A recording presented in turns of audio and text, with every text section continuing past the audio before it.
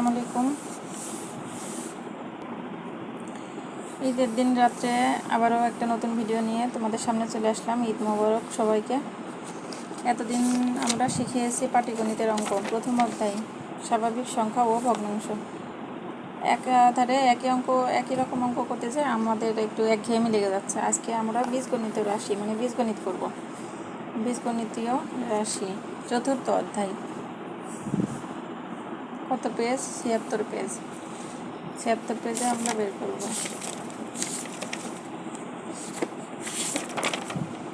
সবার ঈদ কেমন কাটলো কমেন্টে কিন্তু জানাবা।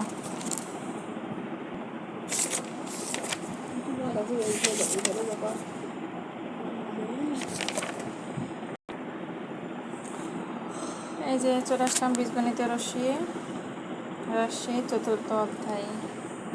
এতটুকুনার ভিতরে পড়ার কিছুই নেই। এই অধ্যায়ে আমরা যেগুলো শিখবো সেগুলোই দেওয়া আছে। এই যে প্রতীক, চলক, সহক, সূচক, বীজগণিতের রাশির যোগ ও বিয়োগ, এগুলোই হচ্ছে আমরা এখানে শিখব। এটুকু দেখে দিয়েছে যে আমরা অধ্যায় শেষে কী কী করব। বীজগণিতীয় প্রতীক, চলক, সহক ও সূচক। বীজগণিতীয় প্রতীক কোনগুলো? পাটিগণিত আমরা তো প্রথম অধ্যায়ে শিখেছি যে প্রতীক কতগুলো আছে। প্রতীক হচ্ছে 10টি, 0 থেকে 9 পর্যন্ত যে সংখ্যাগুলো আছে সেগুলোকে সংখ্যা প্রতীক বলা হয়। এগুলো আমরা আগে শিখেছি।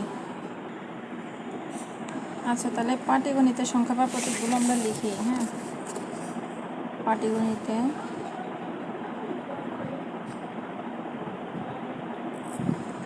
সংখ্যা প্রতীক।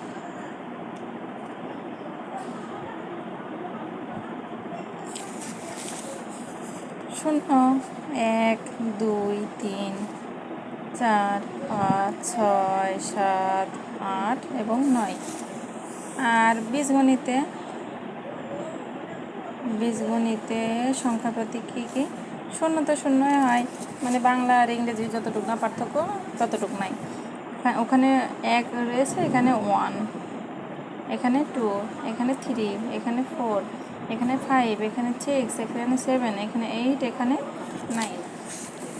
এই হচ্ছে পার্থক্য। এখন বীজগণিতে যত অঙ্ক করব আমরা সবগুলোই কিন্তু ইংলিশে, 1 2 3 4 5 6। পাটিগণিতের মতো কিন্তু 1 2 3 4 5 6 7 8 এভাবে লিখব না, এটাই কথা। আর কিছু আছে যে অক্ষর প্রতীক, বীজগণিতে অক্ষর প্রতীক ব্যবহার করা হয়। এটি বীজগণিতের মৌলিক বৈশিষ্ট্য। অক্ষর প্রতীক ব্যবহার করা হয়, এটা মৌলিক বৈশিষ্ট্য। অক্ষর প্রতীক কোনগুলো? ABC, PQ, R, XYZ। যে কোনো অক্ষর, ছোট হাতের অক্ষর, বড় হাতের অক্ষর না, কিন্তু ছোট হাতের অক্ষর। ABC থেকে এখানে ABC দিয়েছে, এখানে অন্য কোনো অক্ষরও হতে পারে, MNও হতে পারে, কিন্তু সেগুলো হবে কি ছোট হাতের। এই যে অজানা রাশি, এই ABC, PQR এগুলো দ্বারা বের করা হয় অজানা রাশি, অজানা সংখ্যাকে আমরা মনে করি যে এটা এত, ধরে নেওয়ার জন্য এগুলো ব্যবহার করা হয়। ABC, PQR, XYZ। এই জন্য এগুলোকে বলা হয় অজানা সংখ্যা বা অজানা রাশি। বইতে অনেক উদাহরণ আছে, দেখো পৃষ্ঠা ভরা উদাহরণ। এত কিছু বোঝার দরকার নেই। এক্স এর মান যদি 10 হয় তাহলে এটা আমরা কিভাবে লিখব? এক্স এর মান যদি 10 হয়, এক্স এর মান যদি 10 এখানে 10 বলতে হবে, 10 তো না, 10 হয়, তবে আমরা এটা লিখব 10x। সংখ্যা সবসময় আগে বসবে, সংখ্যা আগে। এবং এই যে আমরা অজ্ঞাত সংখ্যা, অজানা সংখ্যা XYZ, হ্যাঁ, এগুলো লিখি, সেগুলোকেই পরে লিখবো। যদি বলে যে এক্স এর 5, ওই যে এক্স এর মান 5, এক্স এর মান যদি 5 হয় তাহলে 5x এভাবে লিখবো। এখন এই যে সংখ্যা লিখলাম, এই পাশে সংখ্যা লিখলাম, এগুলোকে বলে চলক। এগুলোকে কি বলে? চলক।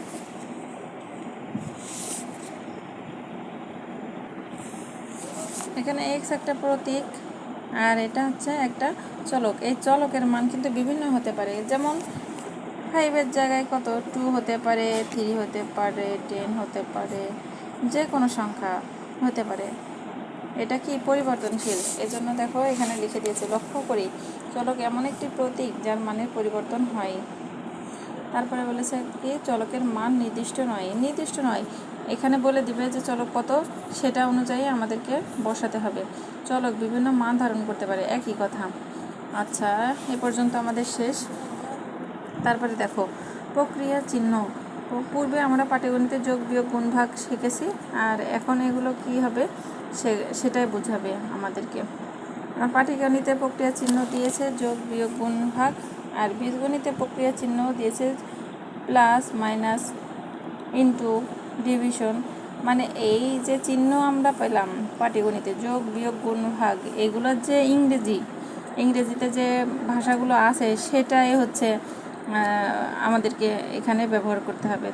বীজগণিত মানে কি ইংরেজির কিছু আমাদেরকে ব্যবহার করতে হবে, যেমন এককে আমরা 1 বলছি, আর এখানে যোগকে আমরা প্লাস বলছি, সেরকম বিয়োগকে আমরা মাইনাস বলছি, গুণকে আমরা ইনটু বলি বা ডটও বলি বা মাল্টিপ্লিকেশনও বলি। যার যেটা ভালো হবে মনে হবে সেটা সে করবে। আমি ইনটু বলি, তোমাদের যেটা ভালো মনে হবে সেটা করতে পারো। তারপরে ভাগকে বলি ডিভিশন। এই তো। আবার এই যে এক্স ও ওয়াই বলেছে, ধরো 2x, এখানে এক্স না থেকে কিন্তু 2a ও হতে পারে, 2y ও হতে পারে, হ্যাঁ 2p হতে পারে। দেখো কিছু উদাহরণ বলি। এক্স ও ওয়াই দুইটি চলক। যদি বলে যে এক্স প্লাস ওয়াই, তাহলে প্লাস চিহ্ন কেমন হয়, এরকম হয় এক্স প্লাস ওয়াই। শেষ। যদি বলে এক্স মাইনাস ওয়াই, এভাবে।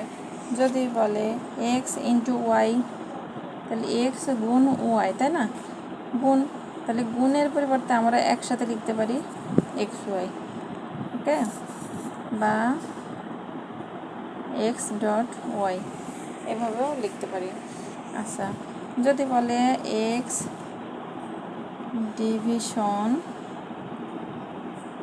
ওয়াই, তাহলে আমরা কি লিখতে পারি এক্স ভাগ ওয়াই, এটা, বা এর পরিবর্তে কি লিখতে পারি এক্স বাই ওয়াই, এভাবে লিখতে পারি। এখন যদি এই যে ছোট ছোট পদক্ষেপগুলো আমি শেখাচ্ছি, এগুলো যদি তোমরা ঠিকভাবে শেখো, পরবর্তীতে বীজগণিত এর অঙ্কগুলো করতে অনেক সুবিধা হবে।